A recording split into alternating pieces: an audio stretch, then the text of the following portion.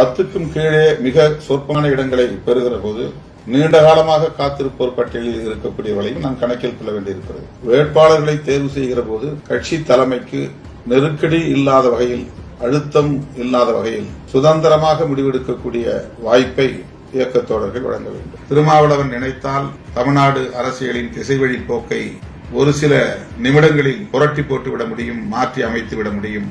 அப்படிப்பட்ட ஒரு அரசியலை நாம் செய்ய விரும்பாமல், எங்களுக்கு பெரிய சக்தி இருக்கிறது என்று அதை வைத்து அரசியல் சதுரங்கத்தில் காய்களை நகர்த்த முனையாமல் ஒரு புதிய அரசியல் மரபை நாம் கடைபிடிக்கிறோம். 8 தொகுதிகளில் இன்றைக்கு கையெழுத்திட்டிருக்கிறோம். 200க்கும் மேற்பட்ட இடங்களில் இந்த கூட்டணி வெற்றி பெற வேண்டும் என்கிற வேட்கையோடு, தீவிர முனைப்போடு விடுதலை சிறுத்தைகள் தேர்தல் பணிகளை முன்னெடுப்போம். தமிழ்நாட்டு மக்களின் பேராதரவோடு இந்த கூட்டணி மாபெரும் வெற்றி பெறும். தொடர்ந்து திராவிட முன்னேற்ற கழகத்தோடு நாங்கள் பயணிப்பதற்கு, மதசார்பற்ற முற்போக்கு கூட்டணியில் பயணிப்பதற்கு முதன்மையான காரணம் இடதுசாரி ஜனநாயக அரசியல் தமிழ் மண்ணில் பாதுகாக்கப்பட வேண்டும் என்பதுதான். வலதுசாரி பிற்போக்கு அரசியல் காலூன்றிவிட கூடாது, வலுப்பெற்றுவிடக் கூடாது.